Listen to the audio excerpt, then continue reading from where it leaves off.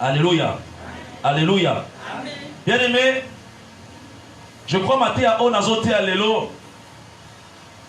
Et si on a souvent dans l'élo, na introduisa qui en haut, mon coloyami ça tout au mercredi. Mais ce qu'on connaît si bien, au moment que maté à o et où tu veux les na mikoleleki, ezali na dénominateur commun na l'ité ya mon coloyami. J'aimerais dire, tu dois passer la période de mon code christocentrique. C'est-à-dire, ils centré sur la personne de Jésus-Christ. Alléluia. Vous vous rappellerez, le frère Maurice Amatagi Awa, un message beaucoup fort. Il parlait sur la mort de Jésus-Christ. Alléluia. Il parlait sur la mort de Jésus. Pas la mort de Lazare. Pas la mort de Moïse. Il reste un autre de monaté. Mais il parle de la mort de Jésus-Christ. Alléluia. Et à l'accès, ils sont à bénéfice. On va attacher à l'Iwana, il y a Jésus-Christ. Et le cas qui est pasteur dans la dimanche de gloire, vous vous rappellerez, pasteur à Télévision Nicolo, il y a la vie de Jésus-Christ. Et même avant, il y a un dimanche la semaine, en Saint-Moïse, à Télévision que Jésus-Christ est notre avocat. Alléluia. Et quand je vois tout ça, le mot Jésus, ou bien le mot Christ, ou bien la personne de Christ, intervient toujours dans la prédication au nom de notre Kotanga. Alléluia. Et le Seigneur nous a aussi mis à cœur que tu gardes même l'ancien, tu gardes même logique, il y a Kolobela, Yesu, il y a Kosala qui m'a dit à Nabiso et la centré sur la personne de Jésus-Christ. Nanalobi, amen. L'ité Ananga n'a intitulé qui en le style de vie de Jésus-Christ. Alléluia. Le style de vie de Jésus-Christ. Mais pourquoi parler seulement des styles de vie de Jésus-Christ alors que la Bible est Alléluia. Alléluia. Dans la Bible, on parle des apôtres. Dans la Bible, on parle des prophètes. Dans la Bible, on parle des grandes personnes qui ont marqué l'histoire de la Bible. Mais j'aimerais nous dire, les prophètes sont les cas, les apôtres sont les cas, les sont les cas, les sont les cas. Alléluia. Alléluia. Au fond, ce qu'on a à Mosindo, vie à Moïse, vie à Joseph, au prophète Azalakaboué, au apôtre Alobakaboué, Bangonioso, Balobela Kaka, Jésus Christ. Alléluia. Et même dans l'Ancien Testament, Balobela Jésus Christ, mais le col Ezra qui l'ombre des choses à venir, n'est pas qu'on discerne.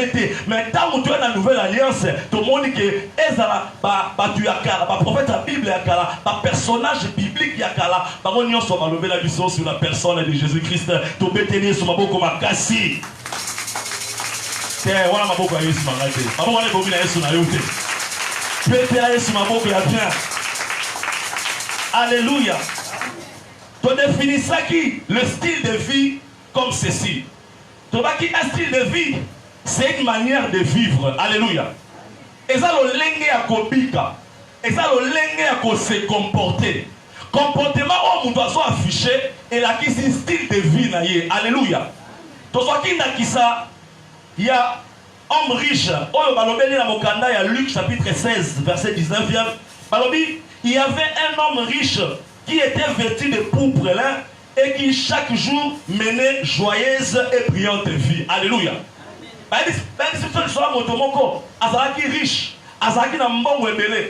Chaque jour, il y a Azaki qui menait vie à fête. Alléluia. Événement, nous sommes là Azaki sujet à fête. Et comment il style de vie là, il ne pouvait pas faire une semaine sans pour autant fêter. Alléluia. Il ne pouvait pas faire un mois sans pour autant fêter. Il menait chaque jour une joyeuse et brillante vie. Alors, quand on met là le style de vie de Jésus, nous voulons aussi parler, il y a le lengue au Jésus Christ, Azalaki, pour vivre là, c'est ya Mokili Awa. Alléluia. Alléluia. Et Torobaki, mon ami, ça que un peu comme l'homme riche, biso nyonso tozaki ko vivre na ba vie na biso akala lolenge moko boye boyete eza bato mosusu na kala bazaki héros jamais koya na église héros fois pendant la journée na prémisse. Alléluia. Abaina on a quitté mais où ta ala Jésus Christ vie échanger boyete. Alléluia. Eza bato mosusu ko bazaki ba fumeur de chambre eza bato mosusu o bazaki ko mener vie à désordre. Ezaki vie na biso yakala partout zaki na nous na mokili tant to yebaki d'abord nzambete mais une fois bien aimé toyé na makambo ya nzambe on nous impose une autre façon de vivre. Alléluia. Alléluia. Et cette façon de vivre pour la montagne pour tenir Jésus Christ solo ezaka automatique. Et ça automatique, et ça mécanique, et ça forcé. Alléluia. Moto aye écouté Jésus-Christ, à sa rencontre véritable de Jésus-Christ, bon moi et subit ça choc moko, et subit ça impact moko, et subit ça changement moko. Alléluia. Alléluia. Paul a dit que biloko nyonso o lobby ezaki ponanga lokola bakin lokola biloko na kwa kolibetela tolo lelo nazomona ngo lokola putupoto lokola bosoto. Alléluia. Alléluia. Wale ezali maloba ya moto oyo akomi moto ya sika. Eza maloba oyo utina na motema moto abongwami. Oyo kaka Bible dit que les choses anciennes sont passées. Voici toutes choses sont devenues comment? Nouvelles. Alléluia. Alléluia. Ephésiens chapitre 2 verset 3e, donc il y a des membres parce que déjà Nalobela qui a de manière ramassée, la Bible déclare: nous tous aussi nous étions de leur nombre et nous vivions autrefois selon les convoitises de notre chair, accomplissant les volontés de la chair et de nos pensées, et nous étions par nature des enfants de colère comme les autres. Amen. Biso pekala tozali kotambola na lolenge moko boye. Par nature, par nature, c'est-à-dire, c'était dans notre ADN, c'était dans notre façon. Alléluia. Et voilà pourquoi Jésus-Christ a dit alléluia. Alléluia. Les pharisiens m'ont dit, mais yo, on doit faire ça ensemble. Pour nous dire, nous avons une mauvaise vie. Que Zali, ton malade, n'est pas besoin de docteur. Alléluia. Avec ça, tu as maladie, n'est pas besoin de docteur. Mais tu as des choses qui sont maladie physique, choses qui sont maladie spirituelle. Les messages sont du maboué. Et puis ça, ça est intégral. Amen. On le bien même comme il yo. On peut dire Jésus-Christ m'a beaucoup makasi. Alléluia. Bien aimé, style de vie à Jésus-Christ. Il y a mon essayé de moi dans Nzambé à solo. Moi, dans Nzambé véritable, aïe banako développé. Style de vie à Jésus-Christ, et c'est là qui est la bonne moi, oh Christ, même il y a génération, même il y a moi, aïe banako mener, aïe banako copier. Parce que, Bible dit sur la mon à Romains chapitre 6, verset 4, total nous avons donc été ensevelis avec lui par le baptême en sa mort, afin que, comme Christ est ressuscité des morts par la gloire du Père, de même nous aussi, nous marchons en nouveauté de vie. Alléluia. Alléluia. Pas dit que nous marchons en nouveauté de vie. On peut évoquer concept nouveau, ce qui est ancien, n'est-ce pas? Alléluia. On marcher en nouveauté de vie.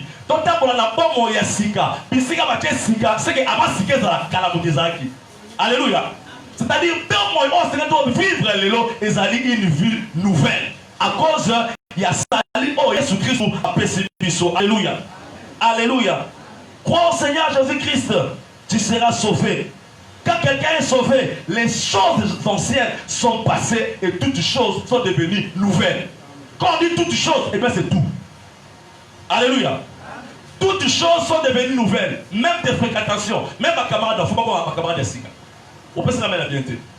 Ceux qui ont eu à Jésus-Christ, aux qui na camarade na mokili, aux qui vivent dans la vie à mokili. Tant que vous avez na maramulanzambe, réflexe à liboso, maître. Alléluia. Parce que, au point qu'on séparation sur la compagnie na bangoté. Parce que quand il y a une lumière, il y a la ténèbre. Est-ce que les ténèbres et la lumière, alléluia. Il y a un camarade malgré ça dit 10 ans de Mamanzambe, on s'en a des camarades dans sorti de l'eau.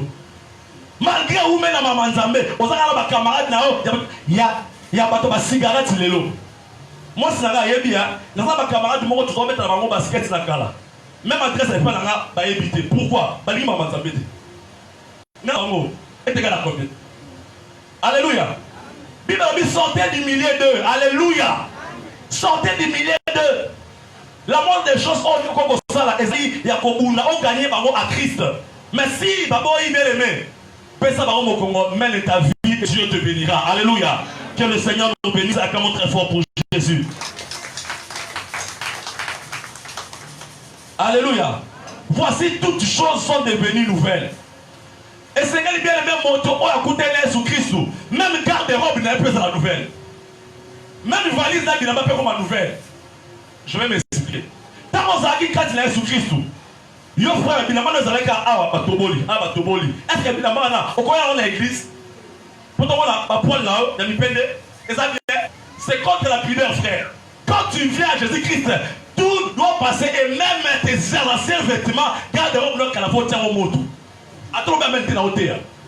Attends, même maintenant au terre. Tant qu'on a dit la Bokini, il a mal à mon corps pour les. Est-ce que on a dimanche à l'élo? Les choses anciennes sont quoi? Sont passées. Même tes habits doivent passer. Attends, même tes habits toquent. Non, tu es un peu mort, ça. Les choses anciennes sont passées. Alléluia. Et bien, ça les même aux Akinawa Kala, Seigneur et les cas. Mouton Koutene sous Christ bien aimé, avec un supposé au tête, avec un supposé à quantité, avec un supposé au fingate, avec la passe, ce qui va à son autour de tout. Il y a son lait là. Alléluia. Mais il y a son enfant qui va passer au Dieu deuxième, Mawano 3 fois. Alléluia.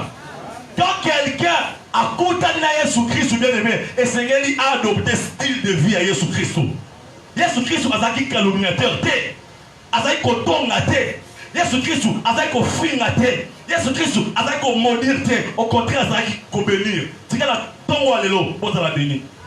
La tombe à l'élo, vous allez toucher par la main de Dieu. La tombe à l'élo, vous allez renouveler en matière d'intelligence. Ce qu'on dit même au bêtise Jésus-Christ au Mogomakasi. Alléluia. Alléluia. Bien aimé, nous avons quelques versets au Seigneur Totanga. Nous avons d'abord le livre Actes des Apôtres, chapitre 11, verset 26e. Bakosunga biso na litangi. Misala Yabatoma, to Actes des Apôtres. To termine Nicolo s'il vous plaît. Totanga le Balanzambe. Actes des Apôtres, chapitre 11, verset 26. Nakasa tonga doté le Malikolo en signe de soumission il y a le Balanzambe. Ok, gloire à Dieu, nous avons pas mon abino. Actes des Apôtres, Moutazu Azate.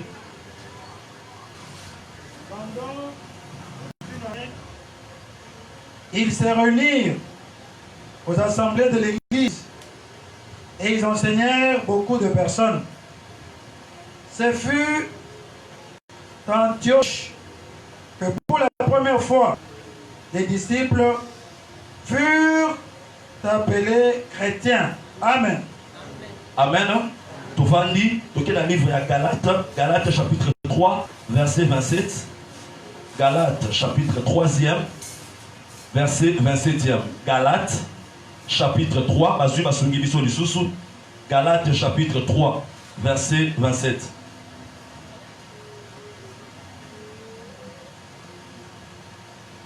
Vous tous qui avez été baptisés en Christ, vous avez revêtu Christ. Alléluia.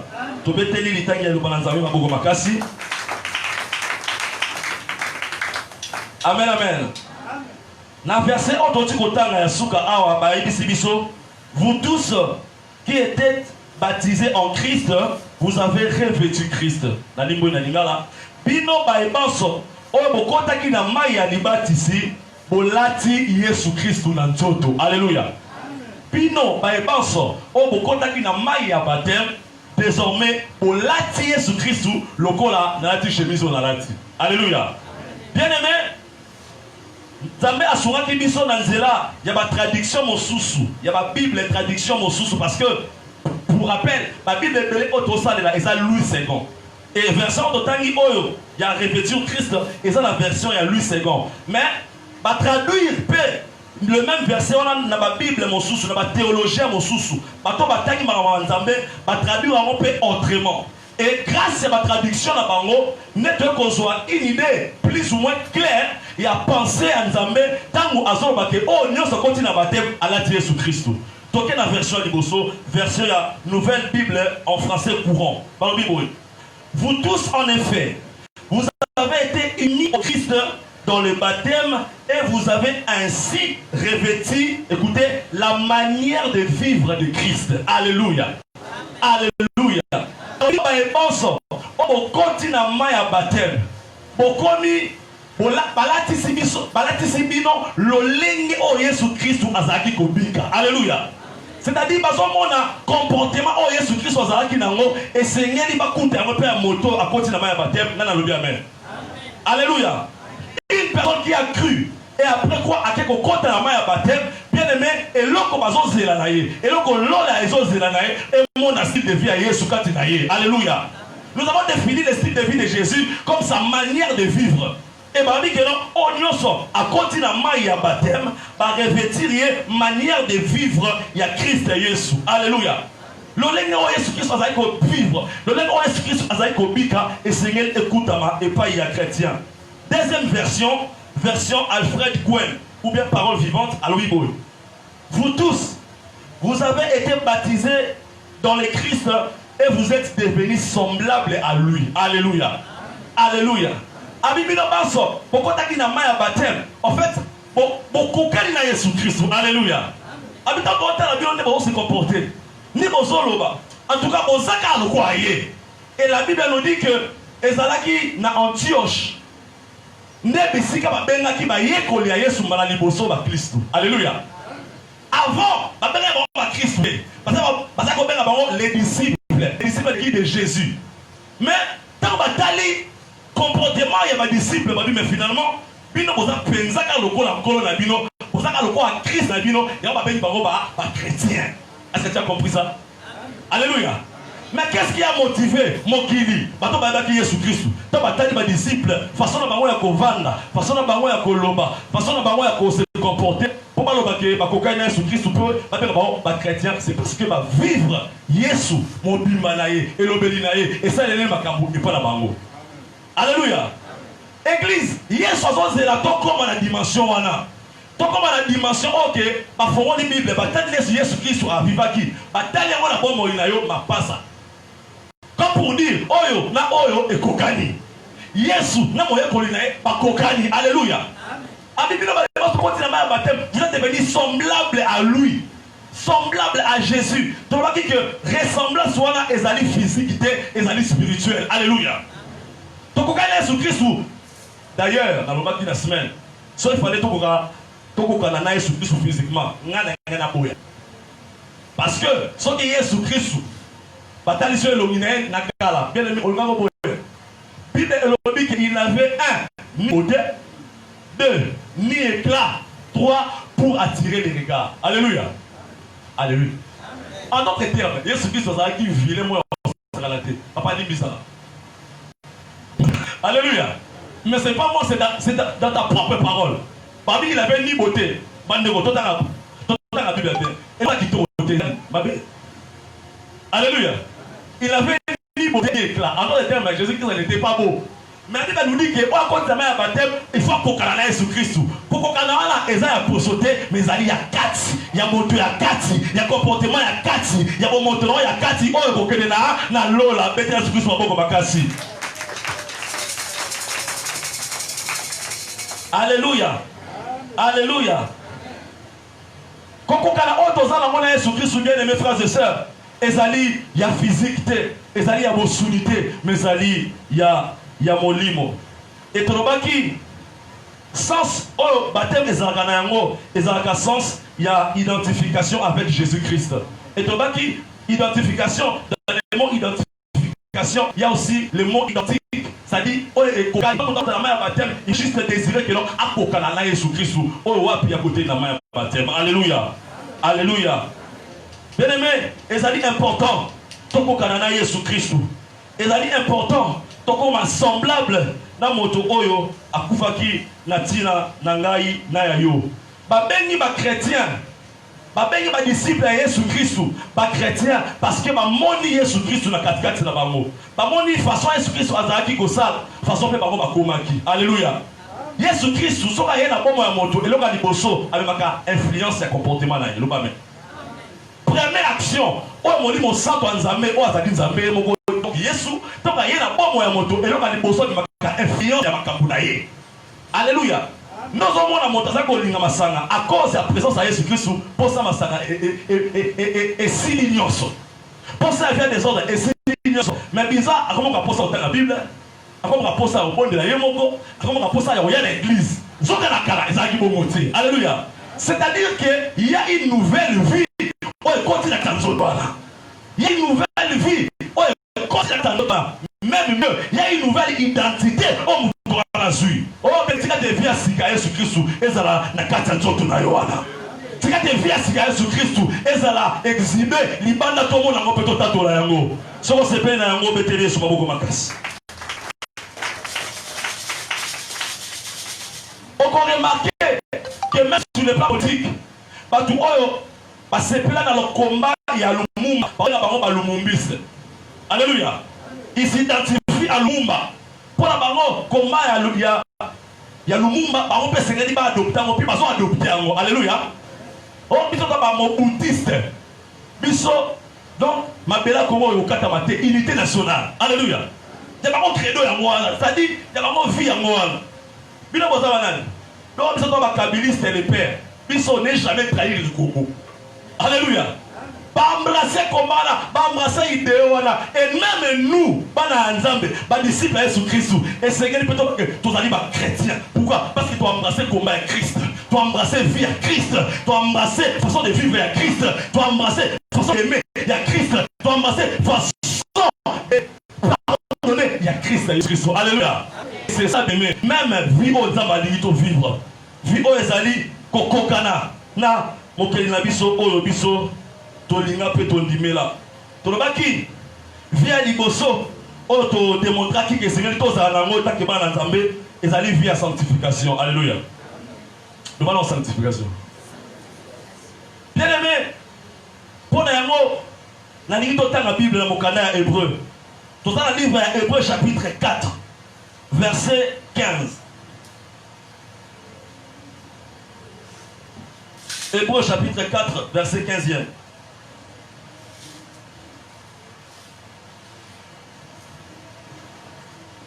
Hébreu 4, verset 15, Basungi Bisso.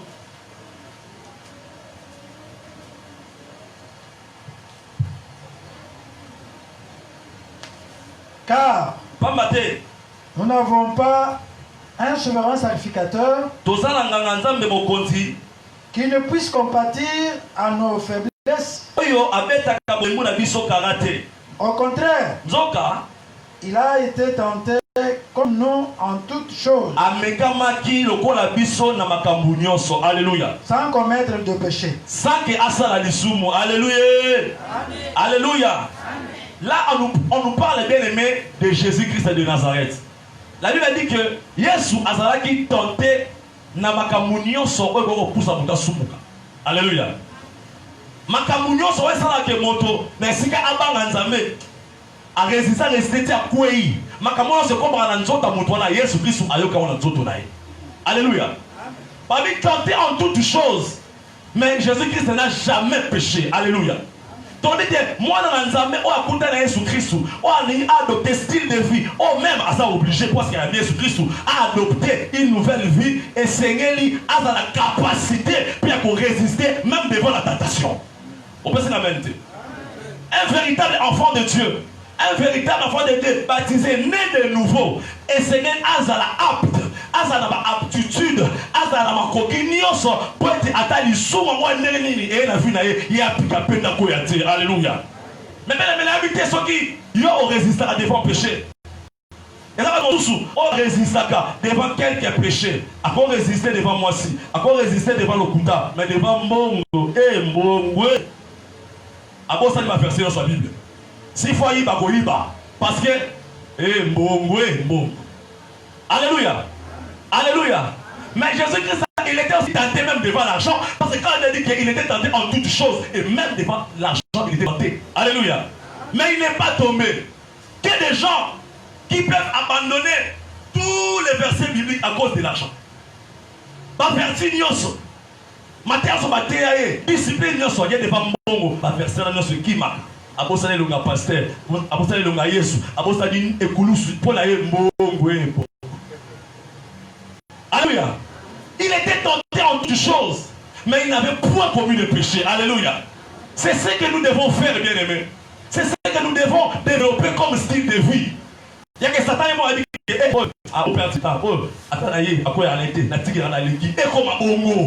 Mais ça fait que son Satan a mis à gauche, a tenté de s'imiter, habité dans la moelle, dans la moye, et pas la ératakate. Ce qui n'a pas de ça, ce n'est pas le style de vie de Jésus-Christ. Alléluia. Jésus-Christ a résisté devant la tentation. Et même, tentation d'Imoso a Zoaki, tant à Outaki n'a jeune à 40 jours. Azali vulnérable, Azali faible, les autres goûtent l'ennemi. Mais ça a une proposition. Soboza mwana Zambé, ou capable. Il y a ça qui dit banga et comme lipa. Oui bien. Non, il était l'autre à 8e jour. On s'appelle. Alléluia. Il pouvait le faire. Il avait tous les pouvoirs pour le faire. Mais comme ce n'était pas la volonté de Dieu, il a refusé de le faire. Alléluia. Et là, c'est là que moi, Zambé a quoi parce que et là, quand ils ont fait la quoi, la volonté de Zambé de qualité. Alléluia. Et un véritable enfant de Dieu, ce qu'on a montré pour ça, mon azoyoka. Ils sont pas dans la Bible. Ils sont pas dans la matière. Non, seulement Jésus-Christ, il doit résister. Alléluia. Alléluia. Devant la tentation, bien-aimé, un véritable enfant de Dieu, et Seigneur a ses souvenirs. Que si les vieux Seigneur n'a développé, et Seigneur dit, Ezala, il y a un kokadana Seigneur Nanga. Le roi Seigneur Nanga a soumuka quitté devant sollicitation de ma soumou. N'a pas le coup là, n'a pas soumuka. Alléluia. Si tu as bien vie na yo. Et à la gauche, tentation. Et à la droite, tentation. Nasima Iboso, yo pika pende, pika ngui, samba peso makasi, ole kalango po bima molongi, on onde. Et te la soukous mabogo makasi. Alléluia. Alléluia. Et même bien aimé, na bolimo ya Nzambe na biso ha, ayebi ba limite ya mutu na mutu. Nzambe na biso ayebi que moi, Jackie, ce qui tentation est comme la 11 à Okoya, mais la 10, elle peut encore résister. Elle dit qu'Antoine, ce qui est la 13 à Okoya, parce qu'il y a limite, il a 12. Mais qu'est-ce qu'elle veut dire?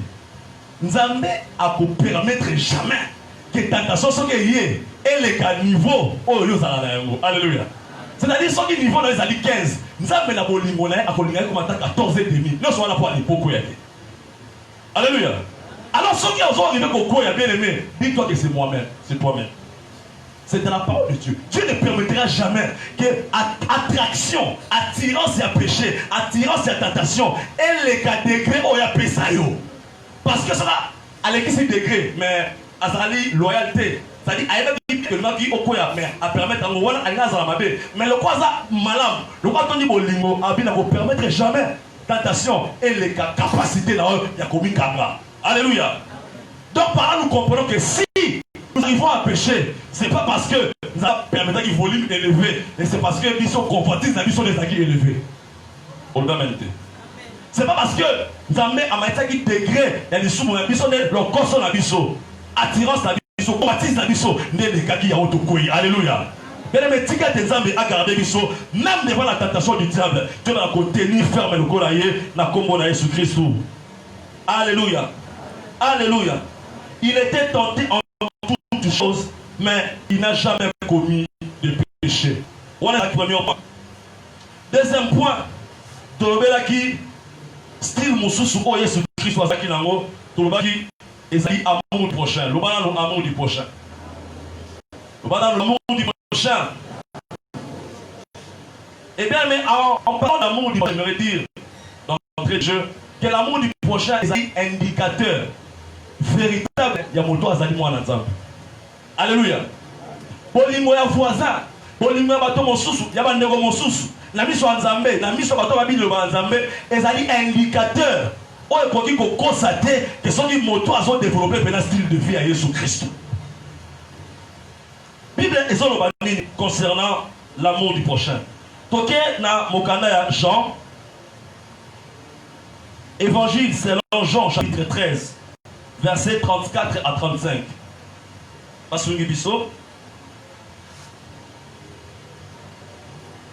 Jean, chapitre 13, versets 34 à 35. Jean 13, 34 à 35.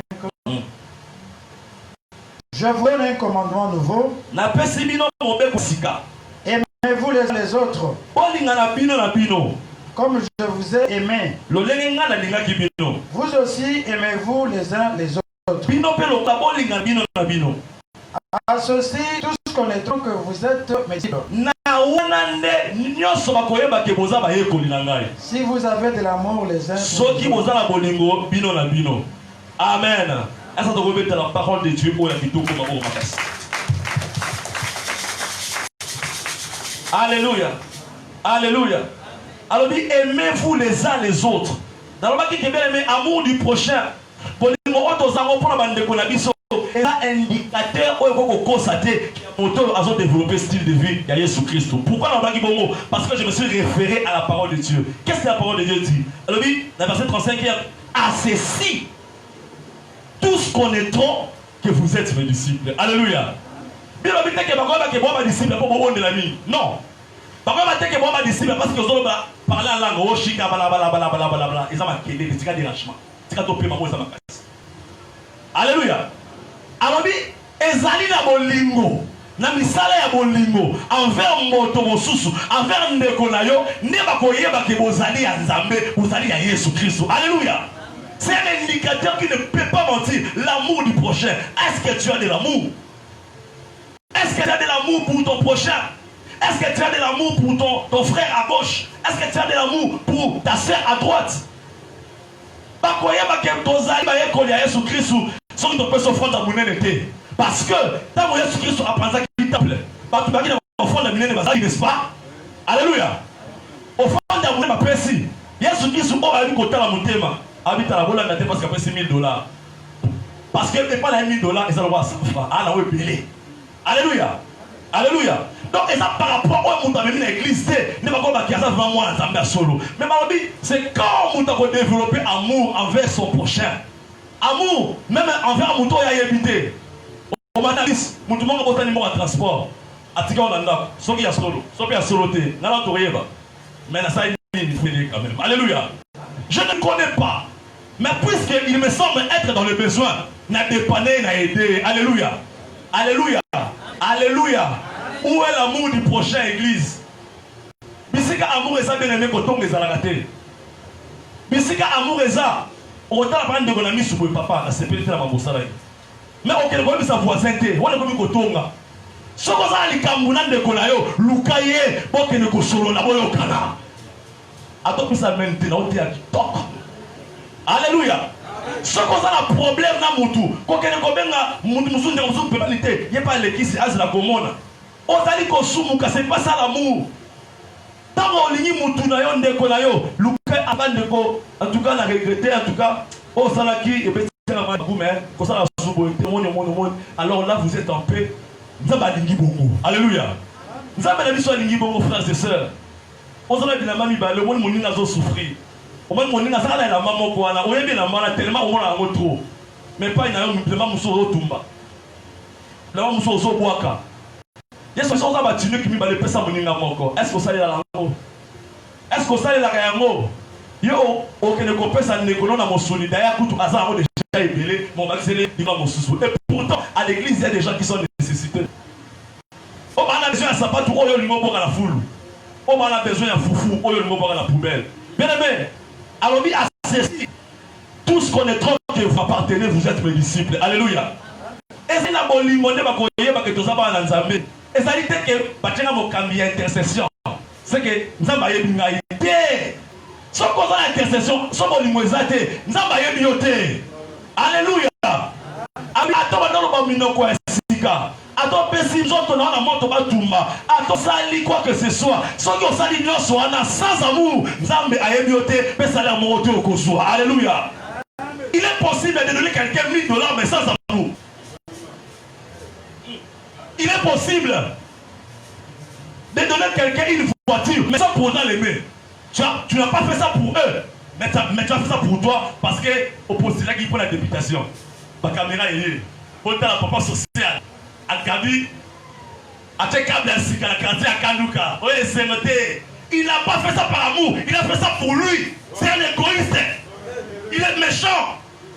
Il est méchant, il n'a pas l'amour. Parce que à Gabi, pour qu'il est mon tu vas enregistrer le numéro na bulletin de vote pour te voter comme un député. Il a fait ça avec des calculs égoïstes. Alléluia. Au Kabi, au Kabi, eh, en tout cas, qui ça y a là? Oui, ah, je dis pas les qui c'est. Et quand les chemises dans la quoi casser va. Quand on a fait ça, on dit pas ça dans la elle, on a fait ça qui, maquiller les casines à moto. Bien aimé, tu es méchant. Tu es méchant. Il est payé, c'est Syrie. On peut se transporter les lots. Les lots là, on qui marche. Ça va bien amen.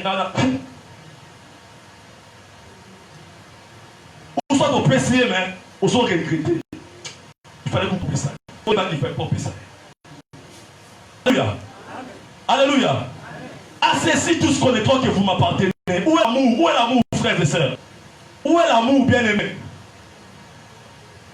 Amour, ça a l'intérêt. Non, quand on te pose que vous avez ça, si on peut s'ingater, c'est pas grave. Nous avons mis un petit geste, après ça n'a pas pour tout. Maman, nous avons un papa dans le monde, mais nous avons un foutu et pas de magat. Mais après ça, nous avons un piscine. Nous avons un doigt de la boule. Nous avons un zéla et belé. Et, na kabela qui est venu à la passe. Les lois tombent à mi. Na benga là-bas, alors tu as un nani. Dieu peut te bénir autrement. Geste oyo sali ko calcula moté ko sala mona ba idée moko préconçue pour te azongi là yo. Le Dieu qui a vu les dispositions de ton cœur, il va s'arranger à sa manière pour te donner salaire et action oyo compétent qui alléluia. Alléluia. Acclamons très fort pour Jésus de Nazareth. Alléluia. Bien aimé, bolingo zawapi, bolingo zawapi. Tozaki na matanga luna awa. Est-ce que yo monana? Luna moyembi munene na église a marqué a tiki souvenir de ma casse na église. Na moi leli luna te. Na chasse biso tout leli. Mon irait luna zaki mon dimika ya ba chaîne. Na ba te soki église mo ezaka ya ba chaîne na. Et pourtant jeunesse est partie intégrante de l'église na kolo Jésus Christ XCV. Toujours quelqu'un va te lanter là. On s'en va à jeune homme. Comme si nous étions un jeune homme. Mais ça va dans le coup parce que moi quelques mamans remplis de bon sens, remplis d'amour, accompagnant Kibiso. Mais il y a un numéro papa là-bas au Sénégal. Oui, c'est vrai, au sala. Oui, c'est vrai, aux occupés. Mais ils ont un numéro. Ils ont un numéro à Babotinaï. Construire des paroles et encouragement. Parce qu'ils ont un bon côté. Bolingo, bien aimé, bolingo, zate. Bolingo, zalité que. Alléluia, frère. Papa, alléluia, tu vas shalom. Alléluia, Baba Kala. Alléluia, Zambodite. Baba shalom. Alléluia, frère. Et quand bolingo, bolingo, zali, et mon nana misala. Et c'est que mon nana nena misala. Alléluia. Bolingo, zali, wapi. Combien de gens se sont plaints dans l'église? Que dans un qui frappé la maladie, dans un qui frappé la passe, dans mon église. Dans l'homme église. C'est vrai. Et ça, raison, Moutou, à quoi on a l'église. On a fait Moutou, on a fait à exagérer. Mais quand même, pourquoi Satan a cause de Moutou? Parce que Dieu, toute facilité, c'est dans la tâche. Toute facilité, ennemi tâche. Azur mon bide, il y a bien, il y a convaincre à moi, les acquis fragiles. Dans les acquis aiguisés, dans Manzambete. Satan a séduit, il y a là, au coup fini, la rôle de sauter, du mal à l'église. Et moi, j'en connais. Moi, j'en connais. L'amour. Et pourtant, quelque part, ils avaient raison de réclamer l'amour. Ils s'attendaient à l'amour. Mais où est cet amour? Asseyez tout ce qu'on est que vous m'appartenez. Asseyez tous constateront que vous m'appartenez, bien aimé. Par contre, que nos alliés, pendant nous amener, sont aussi libres de la monnaie. On a dit ça, on a dit on a dit Nabolimo, bien aimé. Alléluia. Nabolimo, n'est pas que nos alliés, pas au Yanzambé. 1 Jean, chapitre 4, verset 20 à 21. 1 Jean, chapitre 4, verset 20 à 21. 1 Jean, chapitre 4, verset 20 à 21. Tout qui dit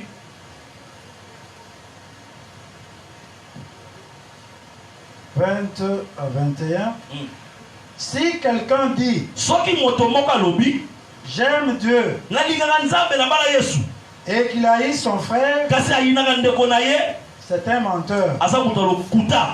Car celui qui n'aime pas son frère qu'il voit, comment peut-il aimer Dieu qu'il ne voit pas? Et nous avons de lui ce commandement, que celui qui aime Dieu aime aussi son frère.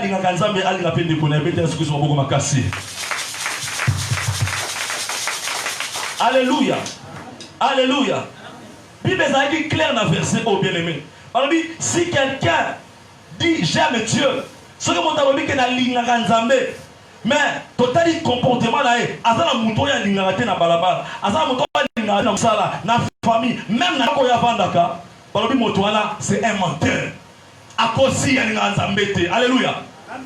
Mais il est difficile, on convainc que batuke o lingaka nzambe sans pourtant o linga bikela munaye. Alléluia. So lingi soso, linga pe nani, mark. Ya ba oti. Abikolo baloba linga soso linga pe mark. Alléluia. Olingi nzambe. Nzo ane nzambe ne mutakeli ndeko wana, mais obike ndeko wana ngana lingi ete. En fait, tu es un menteur. Tu n'aimes ni la personne là et tu n'aimes même pas Dieu. Tu t'aimes toi-même, égoïste, méchant. Alléluia. So comment qu'on prétendre que nzambe ozomona te depuis on divina sur Christ et so mona ta lito ya Yesu. Et so mona ta so la nzambe. D'abord, il est esprit. Comment tu veux le voir? Mais quand tu prétends que tu l'aimes, on va sacrifice, on peut s'avoir la minelle, on va jeune, on peut penser que tu aimes Dieu. Mais nous sommes là, ceux qui allaient accompagner. N'aboliment vers mon temps, tu as régné même la foi. Tu as régné Jésus. En fait, tu es un menteur. Et aucun menteur n'héritera du royaume de Dieu. Tu sais ça? Alléluia. Menteur, mon côté, mon dans le coup, à mon côté, à mon royaume de Tata. Ah! Moto atambola na lokuta akomona nzambe te. E ba bengi lokuta moto alobaka kalinga nzambe nzoka azolinga bande écouter. O baza zinga na ye. Bien aimé. Depuis un certain temps na mboko ngala tout ça. Mon peuple tribalisme et makasi. Est-ce que la cause? Ben élection les gars na mboko il y a 2006, problème les arguité. Il y a 2011, problème les arguité. Il y a 2018 et mama makambo ebimi na mboko. Ba tumi ba tomosu na mboko à cause de l'élection. Parce que l'école gagne l'élection, on mérite vite. Faut donc pour ma bango. On se va bongo intercesseur. Mais on a 5 fois. Il y a qui va programmer. Mais d'abord, l'élection, il y a un mokili. Mais il y a développé haine. Et pas développer pour la ville à mokili. Élection, il y a un purement charnel. Et on tire à la mokili. Mais ça, la Félix dans la président. Il y a un mokili. Non, l'église, il y a un Lingua bilo ko tika la awa. Isolo ko tika la awa. Bileta de bote ko tika la awa. Mais muta ine développer elle. Lisumu ya batu. Ya batu ya ini parce que par maki wo ta ba ke muto gagner. Donc lisumu la ba ya ngwa. Sumu la ba ya ngwa. Parce que peli kwa ni nge ko lo wana vraiment. Ya kuna na ba commissionnaire. Muta ko lo wana aya na na te. Parce que salité. Oh.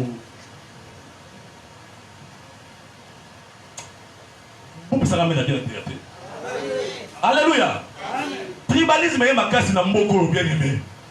Ceux qui bolimo en fait son projet ça qui. Quand on ça ba tribaliste il y a aucun moi na soit disant ba nganzambe ba même tribalisme en termes ya casting. Nous dans la présidence Seni, à l'école mon président. Ah papa, ça dit soit ça ma yé, soit ça ma capacité nyoso. Les sous mon ça parce que l'école mon président. On se bongo pasteur Atinzamba. Modèle Kumba. Na faire dans aussi Québec. Alléluia. C'est-à-dire critère na yé. Non, à l'école mon président de la République. Là, on peut constater que même Mouto a régné même les Koulousou, a régné Manzabala Taka, a régné même les Chapila Tanaka, parce qu'il a développé la haine envers son frère et c'est un menteur. C'est pas moi qui l'ai dit, c'est la parole de Dieu. Alléluia.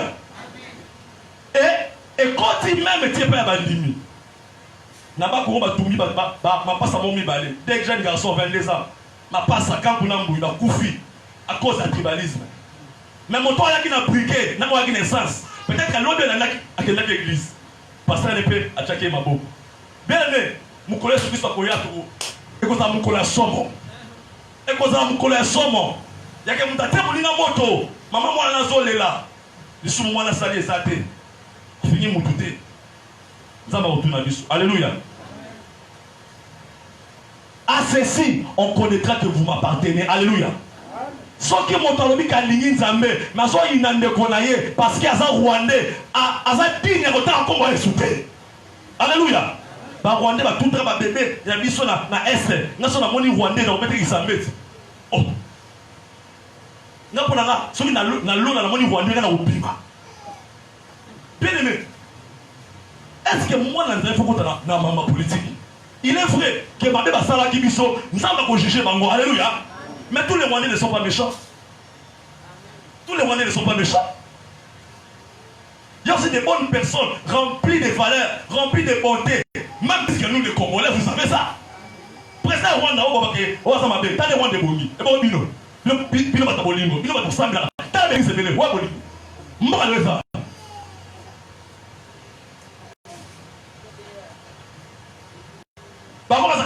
Mais t'as la mort à la parole de l'eau. Ton pouce à ta mouquette. Mais Bino va t'abolir. Mon nom de l'église est belé. Moi, je vais avoir la tour. Donc là, ils ont la fête de l'eau. Parce que ma coutume va être divisée.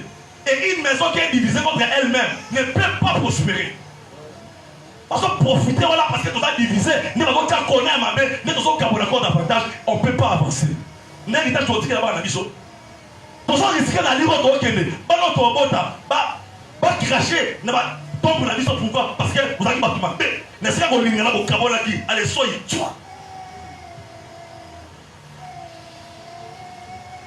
À cause d'un manque à Bolingo, n'a jamais, moi, je papa Nabino, Azaki aîné, Azaki tribaliste, n'a jamais pas ce témoignage. Alléluia. Parce que quelqu'un qui est déclaré tribaliste, c'est-à-dire il n'aime pas les gens. Il n'aime pas son prochain. Il n'est pas digne d'être appelé enfant de Dieu. Il n'est pas digne d'être appelé chrétien. Alléluia. Aimons-nous les uns les autres, frères. Nous sommes faits de la même matière. Nous sommes faits de la même matière, bien-aimés. Nous sommes tous dans la maquilla rouge. Dans la maquilla, il y a bleu. Autre maquilla, il y a bleu de nuit. Jamais. Nous avons tous les mêmes sangs rouges qui coulent dans nos veines. Dans la même forme, nous sommes bantous. Nous sommes bantous. Et même si nous n'étions pas bantous, même demain chinois, je dois l'aimer. Comment il saura que mon Dieu est amour? Je dois l'aimer, je dois lui prêcher l'évangile. Il y a ce temps à quoi que l'okota est coloté, à quoi que l'okota est église.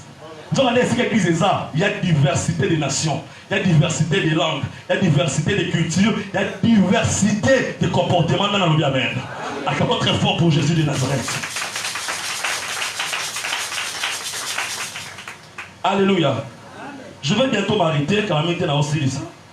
Mais la ligne appelle ça objectif, il y a maté à Konaté. C'est vrai, dans le pendant plus ou moins 45-50 minutes. Mais si on a dit que c'est un bit encore. Bit c'est un bit on a dit que la ah makambo c'est-à-dire il y a que ça la biso mais tout ça ah tout comme un imitateur il y a Jésus. Alléluia.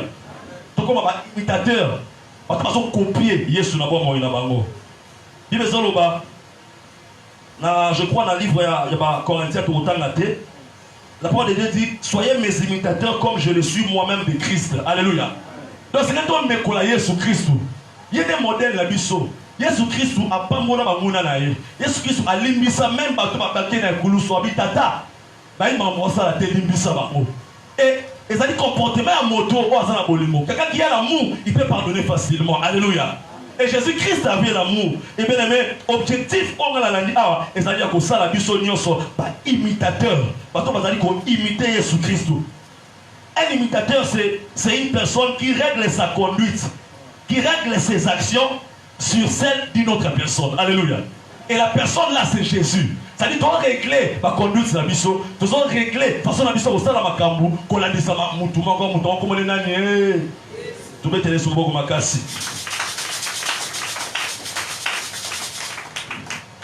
Bien aimé, ton noté pour la bateau Bakuma, c'est très important. Et c'est par là que je vais m'arrêter. Pour la bateau Bakuma, c'est très important. La première des choses, la première vérité à noter, c'est la foi en Jésus-Christ ne change pas seulement notre position en Christ, mais doit aussi changer notre comportement et devant Dieu et devant les hommes. Alléluia. Quand il est surtout bien aimé, c'est vrai, tu as commis ma cohérité à Christ. C'est vrai que tu as une place dans l'eau là. C'est vrai que tu es un citoyen du royaume céleste, mais ce n'est pas ça que le Seigneur attend de nous, mais il attend aussi un comportement malade. Alléluia. Il attend aussi de produire les fruits dignes de la repentance. Mais apôtre Jean, plutôt, que dis-je, prophète Jean-Baptiste, à Zakoloba, dans le désert, produisons les fruits dignes de la repentance. Quand il y a Jésus-Christ dans ma lame, et puis c'est biso. Identité mon sous et puis c'est biso kiti na lola et puis c'est biso couronne et c'est la biso et puis c'est biso il a ma pembe et c'est la biso mais c'est pas biso pe bizali malama na lo bien amen c'est que ça veut dire que kitoko et nami soit nzambe et nami soit bateau. Alléluia. Parce que le témoignage à nzambe c'est que ça accompagné le témoignage à bateau. Alléluia. Mais son témoignage à bateau ça dit qu'on a un nzambe limité et ça équilibré. L'équilibre voudrait que tout ça le témoignage et nzambe na et à bateau na mokili o na lobi amen. Deuxième vérité c'est celui-ci. Deuxième vérité c'est dit que qu'on pratiquer style de vie à Jésus-Christ et ça dit qu'on témoigner na libanda Yesu ko tozane na kati. Atelier va comprendre. Je vais dire ça en français.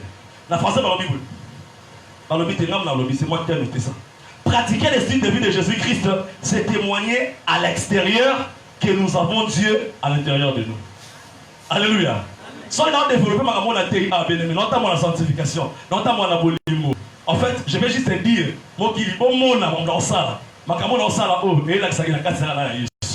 parce que l'homme ne donne que ce qu'il a à l'intérieur de lui. Alléluia.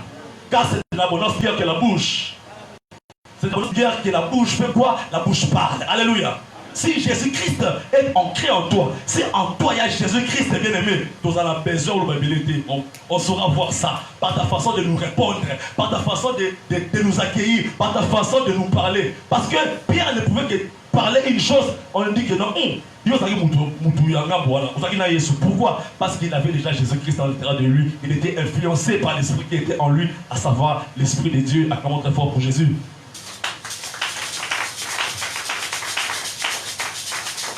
Alléluia. Tant que tu as un style de vie ensemble, tu as appliqué, tu as pratiqué, tu as témoigné dans l'Ibanda que tu as Jésus na kati na biso. Pas maté Bible solo dans la Galates, chapitre 2, verset 20. Et si je vis, ce n'est plus moi qui vis, mais c'est Christ qui vit en moi. Alléluia.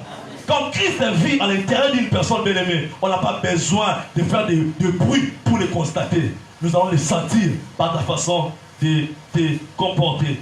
Alors, la dernière vérité pour finir, très très important qu'il faut noter, vivre le style de vie de Jésus-Christ, c'est une preuve que nous sommes morts quant à nous-mêmes. Alléluia.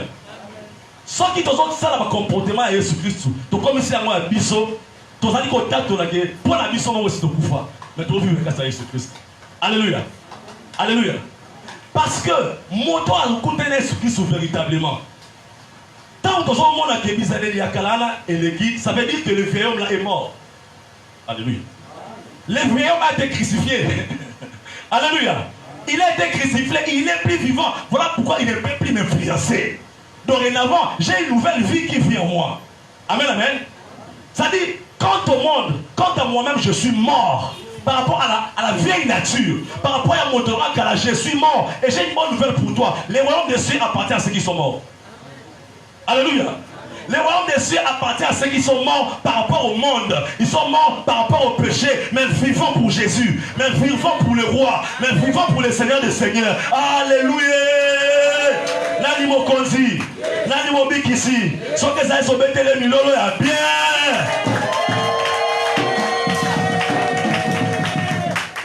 Alléluia. Les royaumes des cieux appartiennent à ceux qui sont morts. Ceux qui ont tourné les deux au monde, qui sont morts par rapport à la bière, qui sont morts par rapport aux adultères, qui sont morts par rapport au vol, morts par rapport à la cupidité. Alléluia. Ils sont morts face au péché, mais vivants pour Dieu. Alléluia. Mais vivants pour notre Seigneur, vivants pour notre roi. Romains chapitre 6, verset 6 dans le Bible. Sachant que votre vieil homme a été crucifié avec lui. Alléluia. Moutunabiso akala. Onautinabiso finga. Iba. Kenote. Menamasanga. Nanaba. Menasododo. Tant azo kufa. Tant azo beta masete. Na kulusu. Biso pende ala tozui. Bomo yasika. Oyo komi kukondu miza. Nani vina biso. Komi kote le guide biso. Bien aimé. Simba du loco. Ne vous pas pour la finale. Sans pratiquer du loco. Ne pas pour la finale. Il y a des choses qui sont appliquées à bien aimé. Pour ça, vous avez 5 ans. Est-ce qu'on dit que vous n'avez pas de temps? On dit que vous avez salé au boulot. Ce qu'on dit que vous avez bien. Vous avez bien.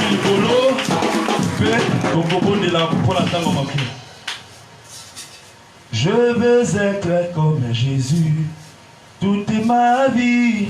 Je veux être comme Jésus Toutes ces